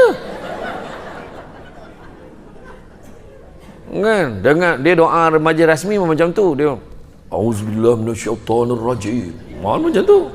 Kita dengar tu tersentuh hati. Iya. Gemar menuduh lelaki. Cuba kita tengok, kalau kita ni dari segi testing peraturan orang perempuan kan kita naik kereta, berhenti dekat traffic light tu ada countdown 130 saat lagi, 129, 128, 127, 126. Pada masa tu jam 12 tengah malam. Tak ada umat yang lain. CCTV pun tak ada. Ada seekor kambing kat tepi tu mengating kita. Jalan ke? Saya nak tanya orang perempuan, lelaki diam, nak tanya orang perempuan, you all akan tunggu atau jalan aja? Cakap. Jalan. Saya nak tanya lelaki akan tunggu ke atau jalan? Tengok beza lelaki dengan perempuan. Saya dah cakap, bukan semua lelaki seperti itu. Korang ni contoh pernah langgar peraturan. Bila lelaki jawab macam tu, tahu dia kata apa? Tak penat ke jadi munafik? Dia kata tu. Itulah masalahnya. Jadi baik salah, buat betul salah, cakap jujur salah. Itu salah dia. Itu saya sound dekat Putrajaya tu. Macam mana korang buat traffic light, lepas tu kau boleh tulis sila ikut kiri sekali tak ada kenderaan? Faham? Mana tak relevan lah traffic light tu. Kan? Bentang-bentang dia Putrajaya, Prisin. Boleh lah. Tunggu je lah. Kadang-kadang tak perasan, dah berlanggar. Itu masalah dia. Kan? Jadi jangan tamak. Kedua, jangan sombong. Nak sombong dengan apa? Saya seronok tadi bila Yang Hormat Datuk Haji Ahmad Zamzani tadi, dia nampak saya tadi, dia bangun, dia salam saya. Hormat, makan sirih berpinang tidak pinang ada di Kota Melaka. Makan sirih menganyang tidak tagah dek budi dengan bahasa. Hormat dia sambut saya. Macam hari ni kan, betulnya hormat, siap cawan. Hormat, menyambut bagi serbat, tapi tak ada alas. Cawan ni nak bagi paling baik alas, bukan alas yang ini. Dia maknanya lapik yang tu, tadah tu, baru dia ada alas macam tu. Dan air cawannya macam ni biasa tengok kat mana? Kat function hotel-hotel kan, jarang lah dia tak macam tak ngam dengan air kosong. Macam itulah maksud saya. Contoh saya bagi. Aduh, ada je yang tak kena, ada tak ada okey je. Betul, tu sebabnya kat rumah adab kan, bagi. Tu sebab kata jangan sombong. Kalau orang datang kan, orang tu duduk ke pantangan, bagi cawan yang tak ada alas. Hui, pantang dia. Kalau bagi tu dia lempar, macam miskin sangat. Wahal memang miskin pun. Cuma maksud miskin tu miskin adab. Kau bangga dengan cawan. Tu sebab dengan suami bagi, bang jemput minum bang. Ada alas, jemput minum bang. Bagi suami. Suami ambil, masih banyak lah. Bismillahirrahmanirrahim. Nampak alas. Ini bang, minum bang. Kau ingat ni kelab malam apa? Lepas tu bangga dengan cawan IKEA yang RM2.90. Dekat pasar Temeloh pun ada barang IKEA tu. Aku tu heran tu. Semua dijual kat pasar Temeloh yang panjang tu, kat tepi sungai Temeloh tu. Adab. Kalau mencari pokok berbuah, pucuk lobek, dahan berdaun, kalau nak jadi insan bertuah, duduknya beradab, tegaknya bersantun. Macam tu. Jaga adab. Hormat. Datuk tadi, dia sambut saya, dia salam saya. Hakim mahkamah ni. Dulu saya masuk mahkamah pun takut dengan hakim ni. Kena baling fail pun pernah. Tapi saya tak tahulah Datuk kat dalam mahkamah, saya tak pastilah kan. Tapi nampak macam tenang aja kan. Macam tu, hormat. Betul. Katalah saya dengan Tuan Safrul, dengan Tuan Wandi ni tengah duduk minum kopi, tiba-tiba lalu seorang perempuan dekat tepi meja tu. Siap menunduk tu. Tepan lalu Abang Haji. Terangkat kopi awi, jom main-main. Langsung saya tanya dengan Tuan Safrul, anak siapa tu? Anak siapa? Kan? Tanya anak siapa sebab adab. Kalau saya tengah duduk dengan Tuan Safrul dengan Tuan Wandi, tiba-tiba ada orang berhenti kereta tu. Pang, pang, pang. Dia horn. Pang. Dia turun. Weh. Tahu tak kat mana nak jumpa Tuan Wandi? Dia. Walaupun yang dia tanya tu Tuan Wandi. Tuan Wandi macam, entah tak tahulah, kopi dah tanya orang lain. Sebab dia tak ada adab, hormatnya tak ada. Faham? Hebat mana pun kita, akhirnya dia nombor 1 dalam pejabat tu, kau jangan main-main, ranking nombor 1 tu. Tiba-tiba dekat masjid tu, kat tiang tu ujung tu, kenapa tu? Dah pencen. Sampai masa saya pun ada dekat pesara, orang peduli pun tidak. Dulu bertabik pergi pasar dulu. Sekarang tak apa dah, kita dah pensen, dah pasara. Terima lah. Penyanyi tu hebat tu, nyanyi tarik sampai ke langit not dia. Tiba-tiba masuk Gegar Vaganza, minta nyawa nyanyi lagu sendiri. Lagu sendiri pun tak boleh nyanyi. Kalau dia paksa kat tarik sampai ke langit, dengan dia ke langit.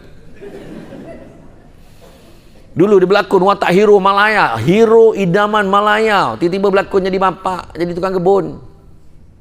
Yang perempuan tu jadi heroin, muka besar pertama majalah URTV. Dulu kan URTV tengah-tengah tu boleh koyak, lekat kat dinding kan. Sekarang berlakon jadi bibi, saya cakap Indon. Dulu datang Kuantan, besar rumah ni, aku kalau duduk nak buat rumah macam ni. Hari ni tak peduli dah rumah tu, berlambak lagi rumah besar hari ni. Lagi lawa, lagi canggih daripada tu. So nak sombong dengan apa? Tak ada apa pun. Semua pinjam-pinjaman. Salah seorang ni yang bekerja ni kan, puan yang pakai tudung hijau tu, puan jawatan apa puan? Sebelah puan polis trafik ni. Setiausaha siapa? Setiausaha hakim ke? Setiausaha kepada polis trafik, okey. Jawatan setiausaha tiba-tiba nak berhentilah sebab dapat 300,000 tadi kan. Contoh kan. Dia berhenti je, notis 3 bulan, betul tak? Notis 3 bulan. Bila dia kata nak berhenti, dah bagi notis 3 bulan, keluar iklan untuk ganti tempat dia. Beribu-ribu orang minta. Nak tunjuk apa? Jawatan tu bukan kita punya. Tak beritahu apa? So nak belagak dengan apa? Tak usah. Saya buka jawatan pembantu penguasa N17, sekarang N19. N19, kelayakan minimum SPM. Yang minta ada degree, ada master. Sebab kerja tak ada tu, sebab syukurlah duduk dalam ni. Ada kerja. Kan? Tu cakap tu. Jangan sombong. Yang ketiga, tu sebab bila orang rumah semarang, ceramah je. Beri ceramah. Saya kata, abang ceramah ni 2-3 tahun lagi ya. Besok abang duduk rumah, jangan kau muntah nak abang, sudahlah, kata dia. Iya, selagi boleh ceramah, saya ceramah lah. Kan? Kemudian jangan dengki, jangan tamak, jangan sombong, jangan dengki. Dengki bahasa Melayu, bahasa Arabnya hasad. Punya teruk di Malaysia ni, dua-dua pakai. Hasad, dengki, dua-dua pakai. Nabi kata apa? Jangan kamu hasad, kerana sungguhnya hasad itu memakan kebaikan umpama api membakar kayu. Jangan main. Dia kata Ustaz Syed Abdul Kadir Al-Jufri, kalau orang tu dapat kegembiraan, kita tak rasa apa-apa, maknanya dengki dah ada. Orang dapat kegembiraan, kita tak rasa apa-apa, dengki dah ada. Contoh, dengar Datuk dapat pergi haji tu ni. Dengar lah. Habis. Dia tak excited pun. Dengar kawan kita dapat naik pangkat. Yalah, ada 5 orang, bukan dia je kan. Ada 5 orang. Dengar dia beli kereta baru. Tahu, loan senang je sekarang ni. Dengar dia dapat semua A. Yalah, semalam Kementerian pun umur ramai kan. 10,000 ke 20,000 dapat semua A. Dia tak rasa apa. Makna dengki dah ada. Dia sepatutnya apa? Dia dengar Datuk dapat pergi haji tu ni. Ya ke? Ya Allah, Abah nak jumpa dia lah. Nak minta dia tolong doakan aku. Datuk, nanti kalau Datuk pergi, Datuk jumpa, doakan saya tau. InsyaAllah, tak ada masalah. Dah daftar belum? Belum. Macam mana kau? Belum daftar tapi nak pergi? Kan? Siapa yang baru daftar hari ni, insyaAllah kalau tak ada apa-apa ram lintang, boleh pergi pada tahun 2148. 3 kali mati hidup tak boleh pergi. Mati hidup. Belum. Mati lagi. 3 kali. Buatlah rayuan kan, buat rayuan. Dengar dia beli kereta baru. Ya ke? Alhamdulillah dapat tumpang. Dia rajin tumpangkan orang tu. Nanti time berhenti isi minyak buat tidur. Mana? Dia dengar dia naik pangkat. Boleh jumpa dia, papa senang tak tolong dia. Macam tu kan bagus. Dia dengar anak dia dapat semua A weh. Alhamdulillah. Anak dapat semua A. Ada juga anak-anak staff kita yang pandai-pandai Macam tu lah. Ini tak. Yang confirm dengki, dengarnya bos kita dapat pergi haji tu ni. Tak pakai kabel pakainya tu. Nampak ayat nampak. Itu confirm dengki. Dengar dia dapat naik pangkat, tak apa dijilatnya bos tu. Nampak? Dengar ada kereta baru, teman dia dicuri duit tu.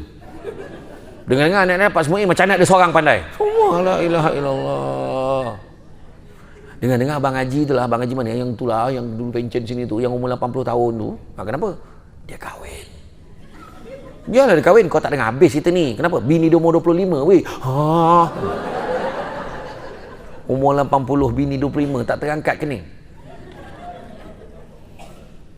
Kan bagus tersebut. Alhamdulillah dapat isteri yang tegap, boleh jaga dia. Kan okey. Ini orang perempuan kadang cepat mulut. Malam pertama mati tu. Cuba elok cakap. Kok ia pun kau tak puas hati, kau tanya tak perempuan tu. Dia apa yang kau suka sangat dengan Abang Haji ni? Bukan umur dia dah banyak ke? Macam mana saya nak cakap Abang Haji ni pandai gurau, romantik. Kita selalu makan candlelight tengah hari. Lepas tu cuma kita makan bersuap tau. Cuma kadang biasalah kan. Kenapa? Kadang bila dia suap tu, abang itu telinga. Dia tak perasan nama telinga kamu. Macam tu lah. Lepas tu setiap kali saya marah, dia tak pernah balas balik. Dia ada pokak, tak terangan nak balik apa. Ni contoh lah. Tapi doa yang baik-baik je. Moga bahagia. Sudahlah. Ada je tak puas hati dengan orang. Dalam pejabat macam tu tak? Kau tahu tak? Jangan. Cubalah kita happy sikit. Tuhan mungkin tak bagi tu, tapi Tuhan bagi benda lain dekat kita. Jangan dengki. Soalnya apa yang kena ada? Yang perlu ada seterusnya adalah percaya pada hikmah. Kita tak puas hati tak dapat APC, tapi Tuhan akan bagi kita benda lain. Cuba tengok dapat APC. Cuba tengok APC. APC ni pertama dapat apa? Tengok duit kau sebut dulu. Bukan duit, sijil.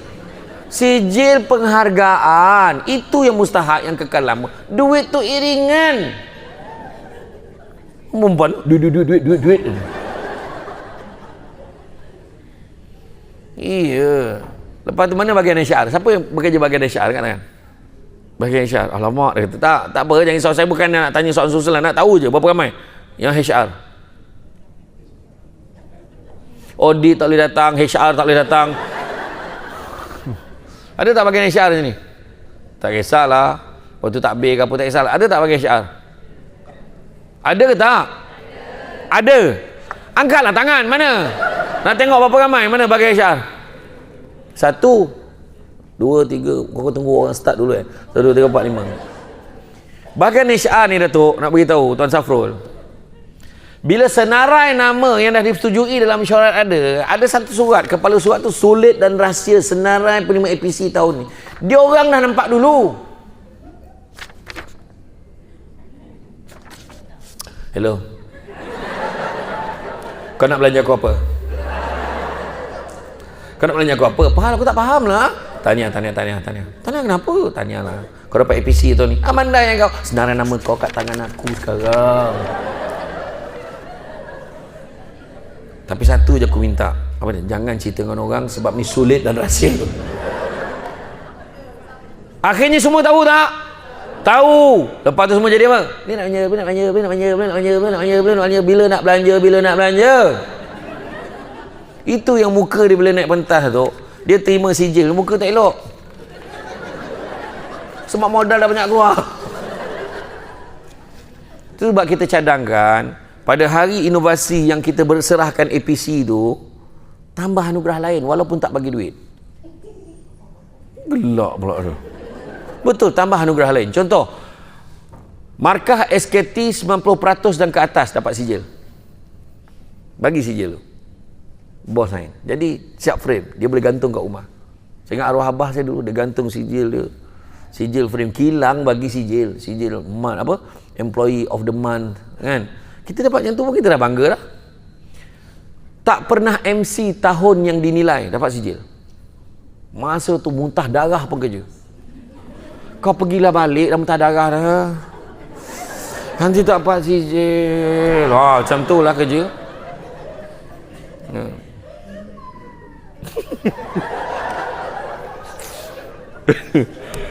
Kau golak nak terberak ni cakap. Takutlah kau dengar kan.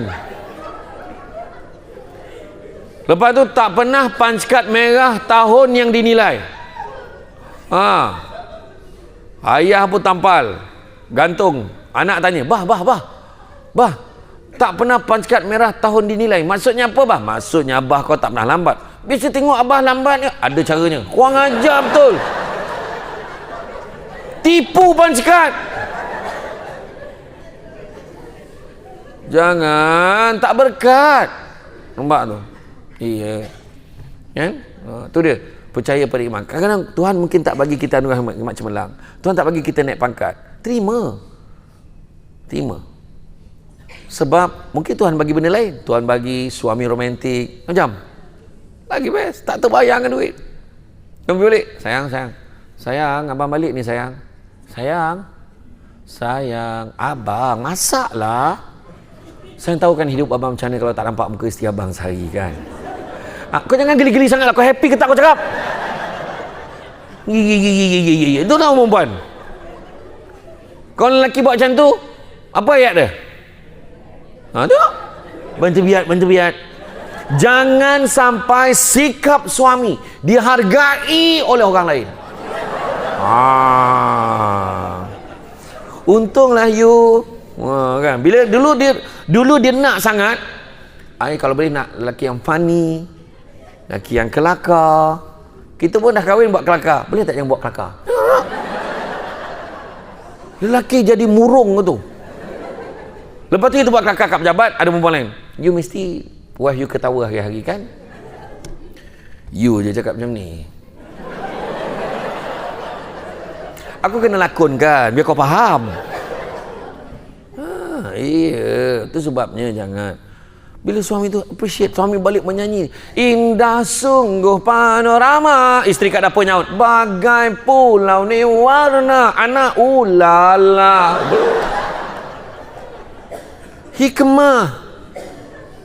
Nampak tak? Mungkin Tuhan tak bagi kita naik makan, Tuhan bagi isteri pandai masak. Lempar-lempar jadi. Kau bayangkan lempar sayur jadi ikan patin. Ikan patin tak sebut dia.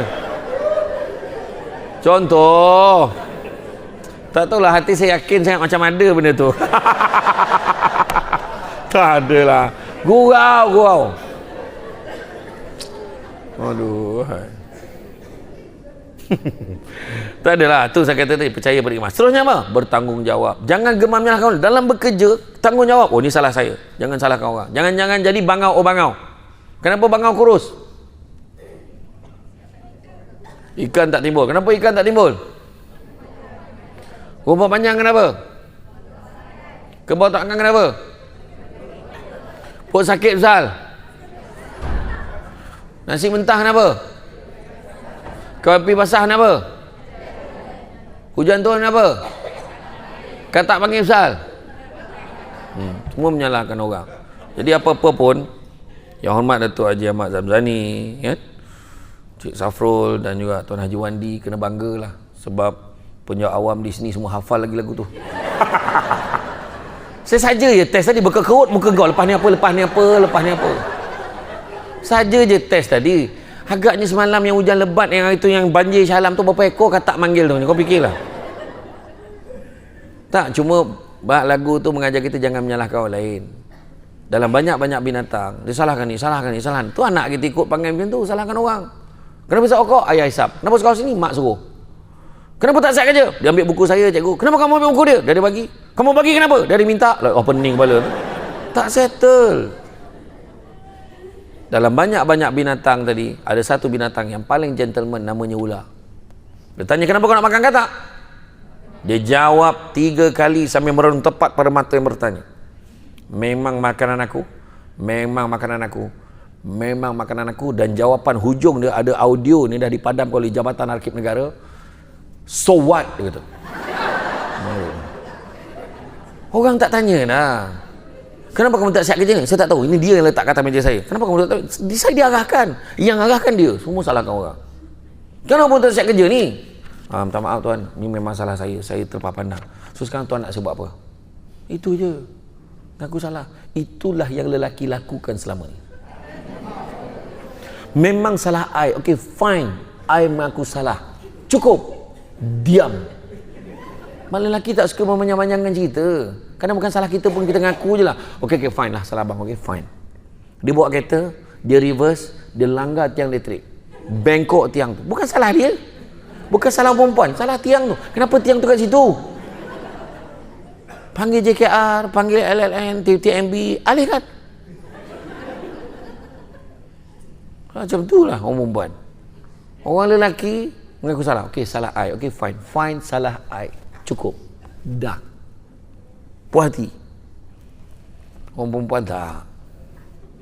Memang salah I tahu. Tapi tahu kan kenapa I buat benda ni. Nak juga explain. Dia nak agak explain.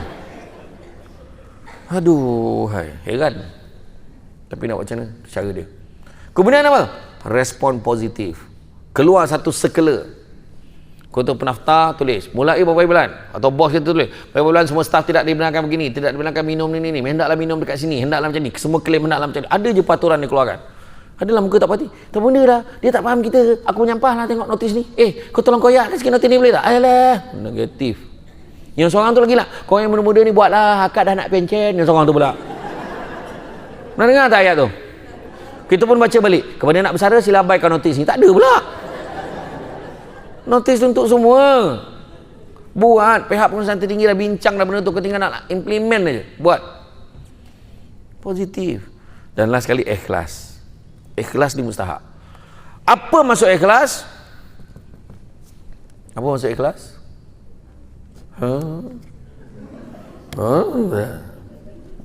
Okey lah. Senyap tu pun okey lah tu. Saya pernah ceramah maulud dekat satu masjid kat Kuala Pilah tu, tak nak sebut lah masjid mana kan. Ceramah maulud tu, saya tanya, apa maksud selawat makcik? Makcik apa maksud selawat? Menyaut sama makcik tu. Nak ceramah lah, tanya pula. Dia kena marah pula aku tanya. Dia sound dia berceramah balik. Dah samsing makcik ni weh. Jadi bila saya cakap tadi apa maksud ikhlas? Ikhlas ni adalah membuat sesuatu tidak mengharapkan balasan, wa imma, terima kasih pun tidak diharapkan. Tapi orang kita ni pelik sikit, aku tolong dia ikhlas weh, dia terima kasih pun tidak. Mana tak ikhlas. Sebab mak kita, orang tua dulu bila tolong orang, terima kasih tolong, tak ada apa-apalah, dia kata, dia marah terima kasih tu. Sebab terima kasih pun dia tak harap pun, dia memang nak tolong. Sebab itu maksud ikhlas. Atau yang lebih mendalam lagi, membuat sesuatu dengan tidak mengharapkan pengiktirafan manusia. Percaya cakap saya, siapa yang mengharapkan pengiktirafan manusia, dia akan kecewa. Minta aku buat kerja rajin ni, minta Tuan Safrul nampaklah kerja aku, mudah-mudahan cepat aku naik pangkat. Contoh, kita akan kecewa. Sebab Tuan Safrul manusia biasa.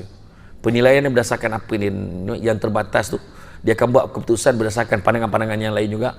Akhirnya urusan tu tak menyebelahi kita, kita akan kecewa. Tapi serahkan pada Tuhan. Bila serah pada Tuhan, kita tak akan kecewa. Contohlah, ya Allah, berikanlah anak aku keputusan yang terbaik. Ya Allah, anak kita ambil Rizak hari ni. Berilah anak aku keputusan yang terbaik. Ya Allah, ya Allah, ya Allah. Anak kita pun balik. Muka monyok. Kenapa ni?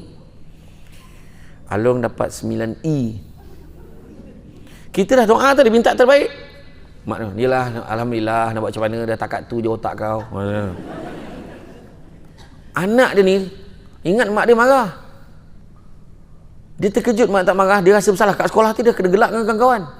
Dia rasa bersalah, aku tak sepatutnya bagi keputusan ni kat mak aku. Apa dia buat? Dia ulang beberapa paper, dia ulang balik paper SPM dia.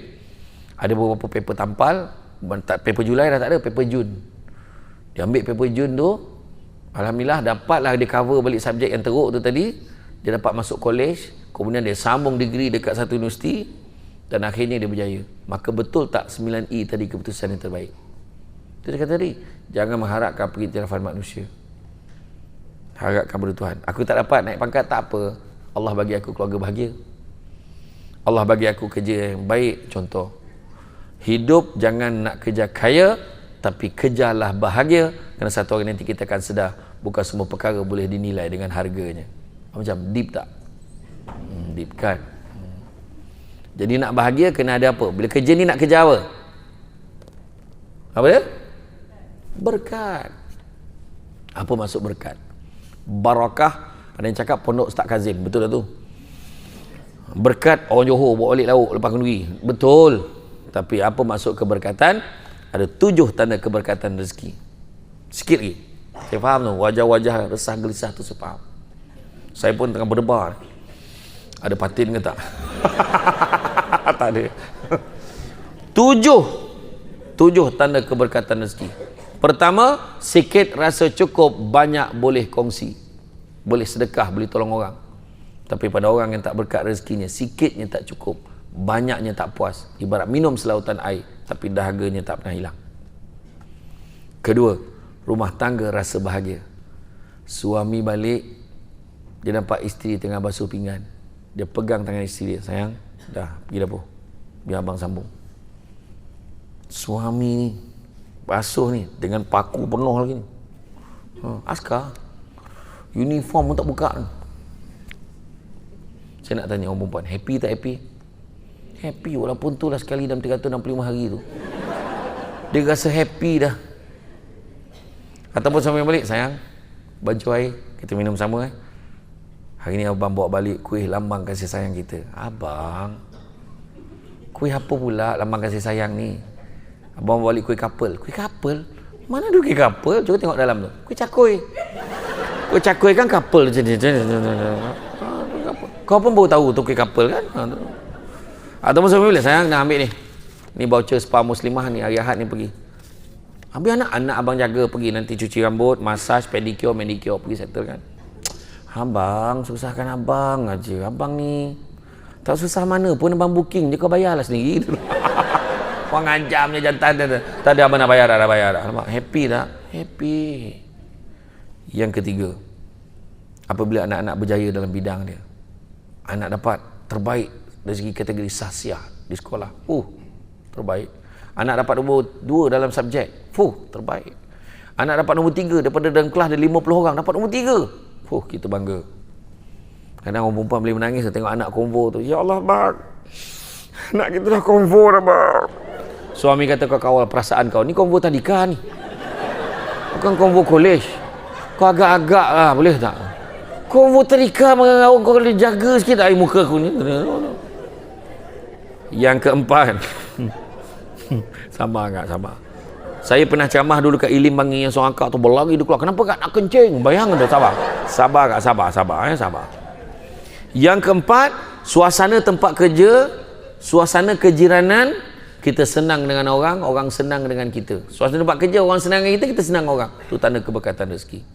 Kelima, apabila mudah nak buat benda-benda baik, mudah nak solat, mudah nak puasa, mudah nak mengaji, mudah nak sedekah, mudah nak buat kerja amal, itu juga tanda berkat rezeki. Keenam, apabila rumah kita seringkali diziarahi tetamu, itu juga tanda keberkatan rezeki. Itu tak termasuk yang tin shopping, itu tak kira, tu kau yang order. Abang, berkat datang lagi. Tak, itu barang kau order. Dan yang ketujuhnya, apabila doa kita mudah dimakbulkan oleh Allah Ta'ala, itu juga tanda keberkatan rezeki. Jadi tolong jaga. Jagalah kerja kita ni baik-baik. Kerja elok-elok. Jangan saling jatuh-menjatuhkan. Tolong jangan cakap-cakap belakang. Jangan gosip sana, gosip sini. Jangan mudah percaya benda-benda yang tak betul. Bukan satu-satunya Samsul dalam dunia ni. Ramai Samsul lagi. Kenapa Samsul lain yang kena? Contoh macam itulah. Kena gemar sangat. Dengar kata. Bila ada dengar apa-apa berita, jangan cepat-cepat sangat percaya. Dengar. Kata Abu Lais As-Samarkandi, bila ada orang bawa cerita, ada 6 perkara kita kena buat. Abu Lais As-Samarkandi kata, bila ada orang bawa cerita, ada 6 perkara kita kena buat. Pertama, jangan terima, sebab kesaksian dia tak cukup. Kedua, hendaklah kamu mencegahnya. Jangan kau bawa cerita ni, boleh tak? Sebab apa? Kalau betul jadi mengata, tak betul jadi fitnah. Ketiga, hendaklah kamu jangan bersangka-sangka. Tak sangka dia macam tu kan, ya Allah. Baru dengar cerita, tu bersangka-sangka. Dalam Quran pun Nabi tahu, jangan sekali-kali kalian berprasangka, kerana sebahagian daripada prasangka adalah dosa, dan janganlah kalian mencari-cari kesalahan orang lain. Surah Al-Hujurat ayat yang ke-12. Yang keempat, janganlah kamu menyelidik. Betul ke dia macam tu? Tak tahulah, aku tak pastilah, aku dengar-dengar macam tu. Tak apa, aku kenal abang dia. Kejap lagi aku call, apa-apa hal aku update. Kau menyelidik pula. Jangan. Kelima, hendaklah kamu membenci perbuatan itu. Mengata, mengumpat, fitnah, semua natijahnya adalah neraka. So jangan buat. Jangan buat. Ni saya beritahu betul-betul ni. Fitnah ni. Ada satu tajuk lah, ribah dan fitnah. Itu pun tak sempat nak cerita hari ni. Maknanya dah 2 dah ceramah kena panggil kat sini. Dan yang terakhir sekali, bila kamu membenci perbuatan tu, janganlah pula kamu mengulangi perbuatan itu. Betul ke ni weh? Betul ke ni weh? Tak perlu. Terima kasih kami. Jadi, tuan-tuan dan puan sekalian, saya buat kesimpulan dengan beberapa hadis Nabi. Pertama, Nabi sebut, anak-anak Adam kalau diberikan 2 lembah emas, dia akan minta lembah yang ketiga. Tak pernah cukup. Pertama. Maknanya, hati-hati. Nak kerja apa? Kerjalah cukup. Kedua, Nabi pesan, carilah rezeki yang halal. Yang halal itu cukup buat kamu. Itu saya dah share tadi. Ketiga, Nabi sebut, sesungguhnya, Nabi kata apa? Manusia yang paling kaya adalah manusia yang merasa cukup dengan apa yang dia ada. Jadi, belajarlah rasa cukup, barulah kita akan kaya. Tangan yang di atas lebih baik pada tangan di bawah, Nabi kata. Yang memberi tetap lebih baik daripada yang menerima. Dan begitu juga, Nabi sebut, banyakkan melihat yang di bawah daripada melihat yang di atas. Kerana melihat yang di bawah, kamu akan lebih bersyukur dengan apa yang kamu ada. Bahagia, ini bukan hadis Nabi lah, ini kata-kata. Bahagia bukan melihat pada apa yang kita ada, tapi bahagia melihat sikap kita terhadap apa yang kita ada. Dan hidup kita ni antara B dan D. B dan D. Antara B dan D, birth and death, kelahiran dan kematian. Antara B dan D ada satu huruf. Apa hurufnya? C. Kita ada choice hidup yang macam mana kita nak jalani. Kerjasama satu pasukan, kerja elok, jangan saling jatuh menjatuhkan. Kalau nak jalan laju, jalan seorang-seorang. Kalau nak berjalan jauh, berjalanlah bersama-sama. Macam deep. Kalau nak jalan laju, jalan seorang-seorang.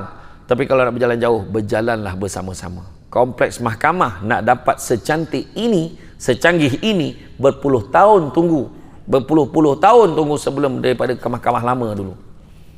Yang buruk tu, yang bangunan kolonial tu. Kalau ingatlah. Kan? Maknanya sebab apa? Sebab berjalan bersama-sama. Akhirnya dapat dewan sebesar ini. Apa cerita? Dengan sound system yang hebat.